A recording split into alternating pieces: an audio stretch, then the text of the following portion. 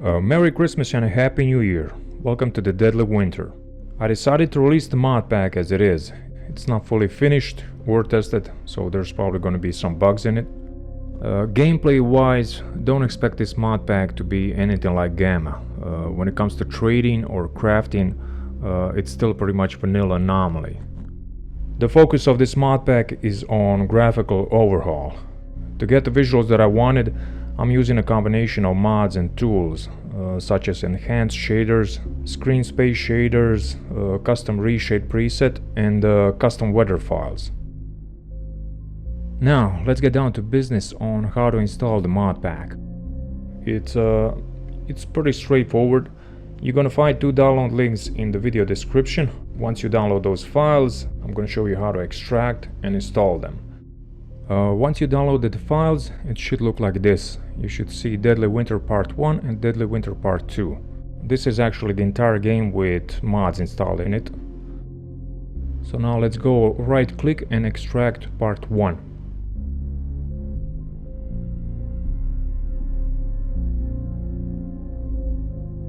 Once you extract it, open up, and inside there should be Anomaly 1.5.2 version of the game. This is basically a base game with all the necessary files and tweaks. So just go ahead and cut it. You can paste it anywhere you want. I already have it installed here on my C drive. Like I said, this is the base game with all the necessary files like reshade, all the modified exe files, which are required for a lot of the mods to work.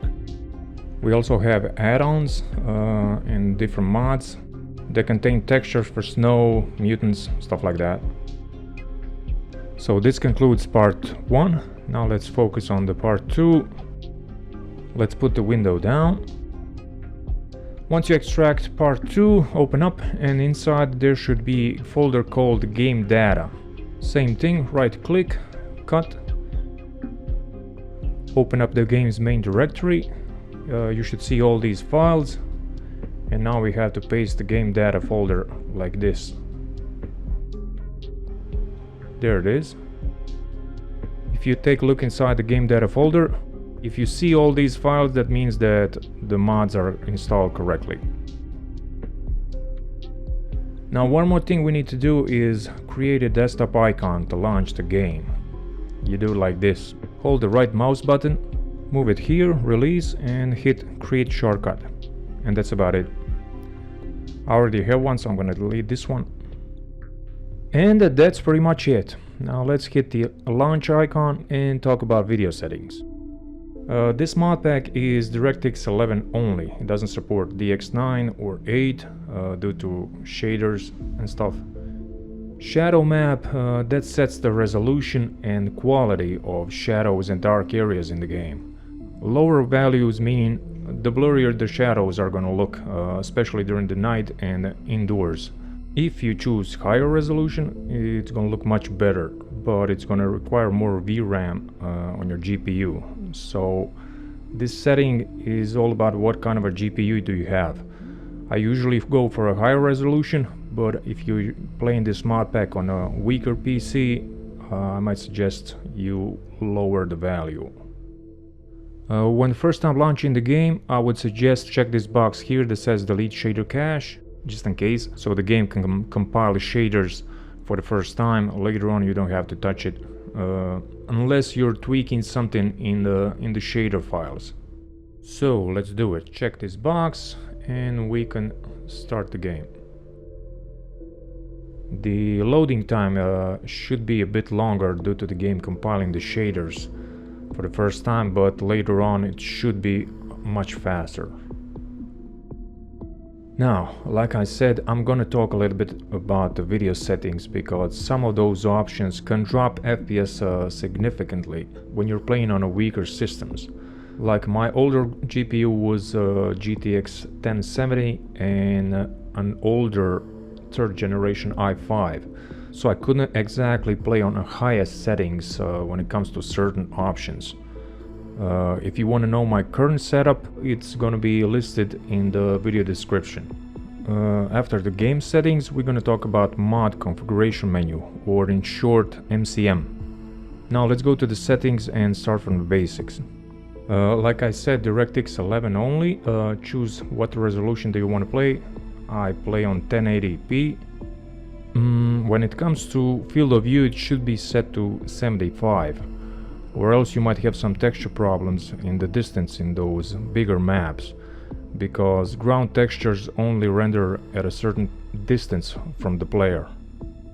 Next we have HUD field of view. Now this must be set at 0.65, and of course full screen. I don't have to explain that one. Now let's go to the advanced settings. If you are having FPS problems during your gameplay, depending on what PC you are running the game on, if you have less than 60 FPS, there are 3 options responsible for that. And those 3 options are static objects, dynamic objects, and view distance, which is this one. It just says world. I suggest you don't touch this option because it is tied to weather files. You could increase this option, but you're just gonna lower the performance of the game. You're not gonna see into the distance due to the weather files, so I suggest you just leave this option as it is. Even if you could see into the distance, it would look like this. X-Ray is an old engine. It's not meant to render textures at long distances, so you're gonna see some glitches if you set the view distance at a higher value. Once you zoom in, textures appear. Once you zoom out, it's gonna look like this. Now let's talk about static objects and dynamic objects, and why these 2 options affect FPS so much on weaker GPUs. As I said, X-Ray is an old engine, and over the years modding community has been pushing it to its limit with the better looking models, more detailed textures, and it's not really optimized to render things like that. So I'm going to show you how this option works inside the game. Basically, this option affects all static objects like buildings, rocks, walls, trees, bushes, stuff like that, anything that doesn't move. So when you lower this option, the objects in the distance disappear. My previous CPU and GPU couldn't run this option on the highest setting, so I had to lower it by 1 notch. Usually on most maps you didn't see the difference because they're medium or smaller size maps, but some of those bigger maps like Zaton, Jupiter or Truck Cemetery, you could notice the difference, especially on Truck Cemetery. Here's an example of how it looks when static objects are on maximum settings, and here is how it looks when I drop it by 1 notch. You can see a massive difference in the quality of objects that are rendered in the distance. You can also notice at Jupiter, if you look into the distance, it's gonna look a little bit empty. Like I said, on smaller maps you're not going to see much difference, but it's going to improve your FPS by a huge margin, especially on those weaker systems. Dynamic objects, that's basically the same thing as static objects. It only affects NPCs, mutants, monsters, things like that. If you have FPS problems, just lower it like this, 1 notch, that's it. I'm going to show you an example in the game when it's set to high and very high.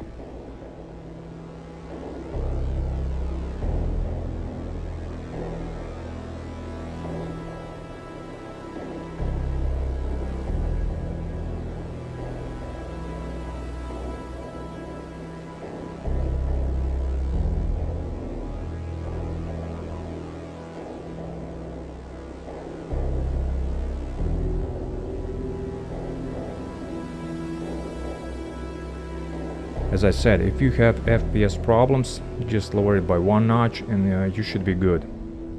So this concludes this section. Rest of the settings don't affect FPS that much, so I suggest don't touch anything because it's set up to have the best looking winter mod. As I said, even my old 1070 could run this game fine with everything else on max settings. Now, that being said, let's have a few words about grass density and grass distance. This option can bring down your FPS if you set it to really maximum density, but since this is a winter mod and uses snow, no need to go max. You can actually lower it because there's less grass during the winter. If you lower this, you can go higher on this one. If you increase the density, you can lower the radius. Grass shadows are disabled by default. You can enable them here. Depends on your preferences.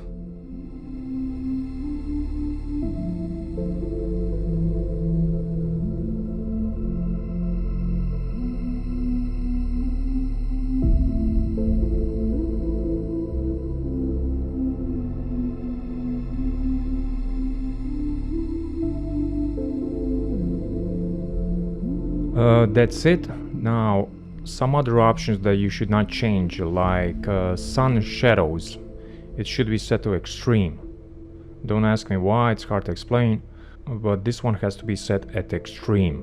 It's because of the weather files and things like that.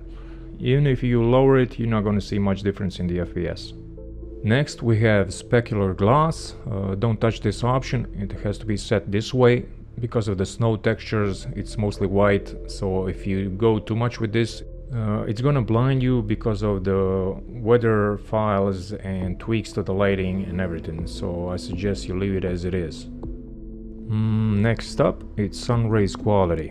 This should be set to high. These two options, main intensity, sun ray, base intensity, should not be altered whatsoever. This is tied to weather files, so it can mess things up if you change them. So it's important not to touch these options. Moving forward, SSAO, this should be set to this, SSDO. This is important because Screen Space Shader mod uses this option. Don't change it to any other. It doesn't matter if you're using NVIDIA or other brands, you should set this to SSDO. Leave the quality as it is, volumetric light on, and finally we have the effects. All this should be on except wet surfaces, and this should be off because of the snow textures. This mod doesn't use rain, so it's gonna look weird if you turn this option on. And that's about it when it comes to video settings. The next one is HUD. You can customize this whatever you want. I always play my games with minimum HUD, so you can come here and enable certain things. Tracer rounds, you can enable it or disable it here. What's good about enabling tracer rounds is you can easily spot where the enemies are, because that's where the bullets are coming from, so you're gonna see a lot of tracers coming your way. It's gonna be crazy when you see Stalkers fighting in the night and tracer rounds flying all over the place. Moving on to the player, here you have player effects, animations, things like that. You can change it, enable, disable, whatever you want. It doesn't affect the game much. Under the weather section, you can change the duration of every weather type in hours. Under night section, I suggest not altering this. I'll leave it as it is because of the weather files. Full moon, night brightness should not be changed. I tweaked the night lighting to be specific, so altering this can make the game look worse. Sounds, nothing much I can say here. Do whatever you want, enable, disable, whatever you want. Doesn't affect the game much. Same thing with controls, do whatever you want. Under the gameplay section, general, not much to do here, it's just general purpose stuff, despawns, things like that. Stealth is disabled, it doesn't work very much. Progression, this can be tweaked when you start a game. You can set the trading, how easy or difficult the game is going to be, bullet damage, things like that. Fast travel, whatever you want, backpacks.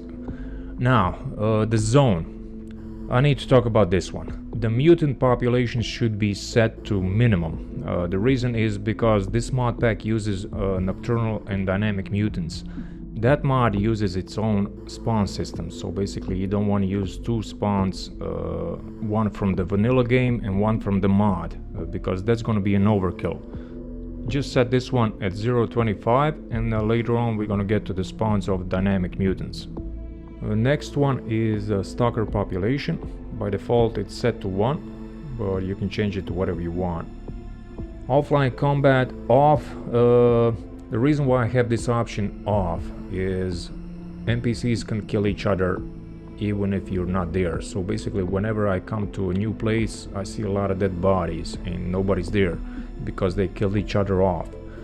And I don't want that to happen. I like when the zone is alive, when there's enemies to fight. So I keep it disabled. This way whenever I come to a camp or a base, there's gonna be somebody there, because they don't die, they don't get killed by mutants, other factions, things like that. Now the exclusion radius, this option prevents enemies from spawning too close to you at a certain radius. In this case it's 100 meters. Then we have a couple other options that you can enable, disable, whatever you want. And now for the dynamic mutants. Here we have the spawn for dynamic mutants. Basically you can increase or decrease the number of mutants in the entire zone. By default it's set to 1200.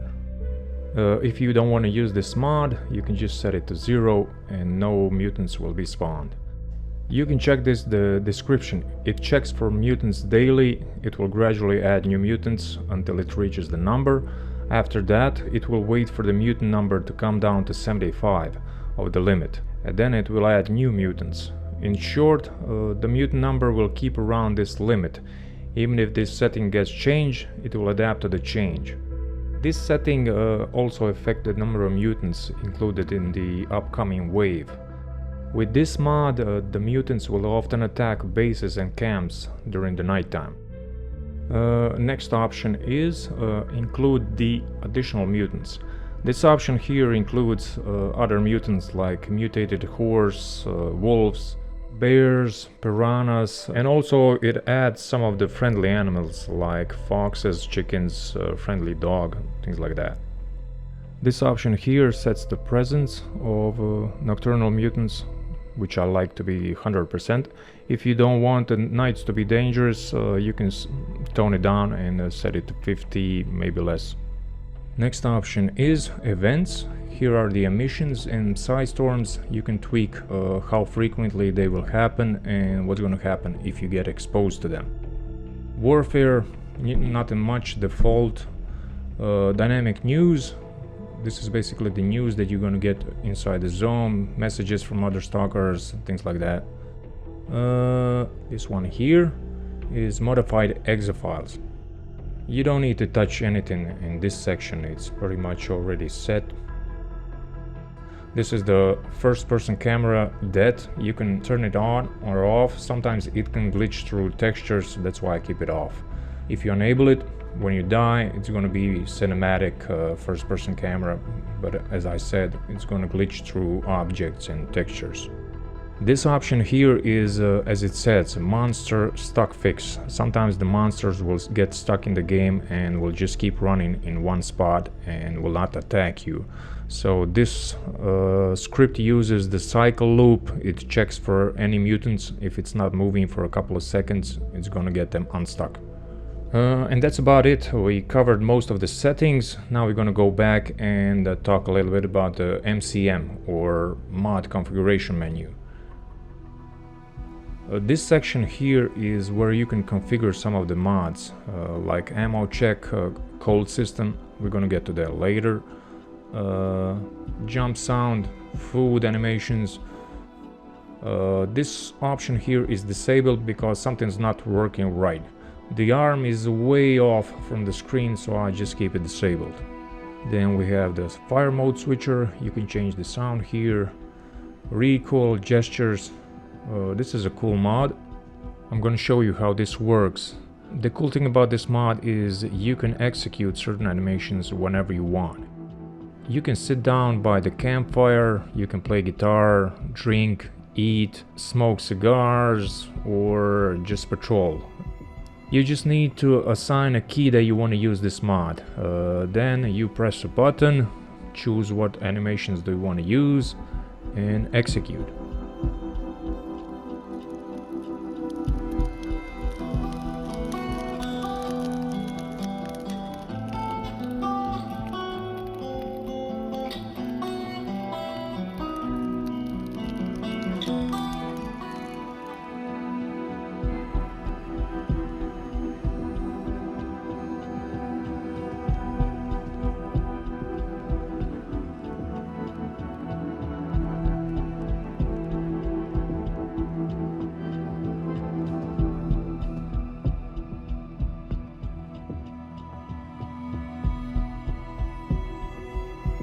When you want to stop, you just press a button and that's it. Move on to the next. Here we have glow sticks. You can tweak a couple of parameters here, like loot chance, what key are you going to use to throw the glow stick, the distance at which you're going to throw it, things like that. Now let's move to the inspect weapon. Here you can just choose what letter are you going to use to inspect weapon. By default it's letter N. Ledge grabbing, same thing, whatever key you want to use, a couple of options, distance of ledge grabbing, things like that.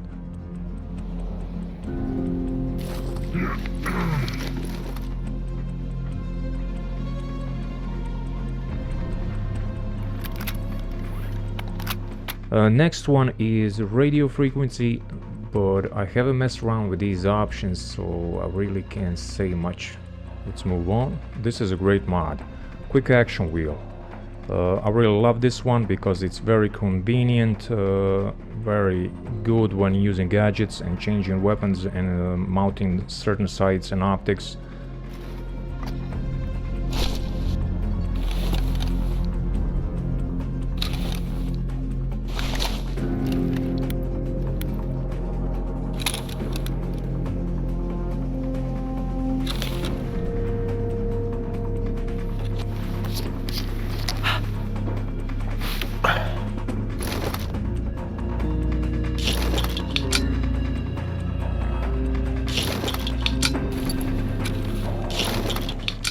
All you have to do is choose which key you want to use.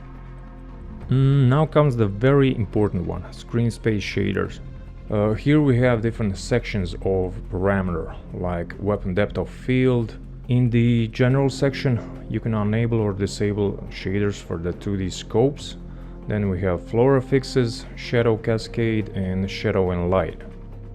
There's one option here that has a problem, which is this one, volumetric light. I keep this option disabled because there's some kind of a glitch or problem around campfires when you have your flashlight on. It causes some kind of a black square shadow around the campfires. It's flickering and very annoying, so I keep this option disabled. Maybe the creator of this mod updated to a newer version and fixed the problem. But the thing is, it took me a while to set this mod up for the snow textures and everything because there's no rain. I didn't want to update the mod and mess things up, so I just keep it disabled for now. The next option is weapon cover tilt. This option is also disabled. The reason is because there are a lot of new weapons in this game, and a huge portion of those weapons are not working correctly in the cover. I didn't have the chance to go and fix all of them, so I just keep it disabled. The last option on the bottom is weapon sway. Here you have a bunch of parameters on how much your weapon is going to be swaying when you're aiming. And also you can choose which key are you going to use when aiming through the scopes. And finally, let's go back and talk a little bit about this mod, cold system. This mod is enabled by default. It should set weather and other factors to be more negative towards the player, like wind, rain, time. You can disable it by setting everything to 0. By default it should be set to 1, like this. Like I said, you have different parameters like wind, rain, time, sun, campfires, movement, outfit, artifacts, things like that. Which can affect your body temperature. Down here we have a HUD display. You can enable it to be always displayed, but I usually keep it disabled. I just press M key to show the HUD, see what my body temperature is, and it disappears after a few seconds. Under this section you have different things like medicine, food. So the way this cold system works is you have negative values such as wind, nighttime, not moving, rain, just in general staying outdoors while the weather is bad. But it also has a positive values such as sun, campfires, staying indoor, being on the move, eating warm food, or having certain artifacts on your belt. If your body temperature drops down too much, you're gonna get fever. Once you get fever, the only way to get rid of it is either sleep, take some drugs, eat warm food, pretty much that's it. Now during the period when you do have fever, you're gonna be really slow, your stamina is gonna suffer, you won't be able to run fast, walk fast, so you're pretty much fucked up, especially if you get attacked by dogs or other creatures. Well, that's pretty much it when it comes to the settings. When it comes to weapons, I did spend a lot of time working on weapon reposition and alternate aims. So every weapon in this game has a unique weapon reposition, rest position, and has a unique alternate aim, depending on what scope you have mounted on the weapon. And that's pretty much it. Now just start the game and enjoy it, and if you find certain bugs, report it, write in the comment section, and I'll take a look if I'm motivated. Right now I just want to take a pause and play some Stalker 2 because I really enjoy the game, it's fun and I can't stop playing it.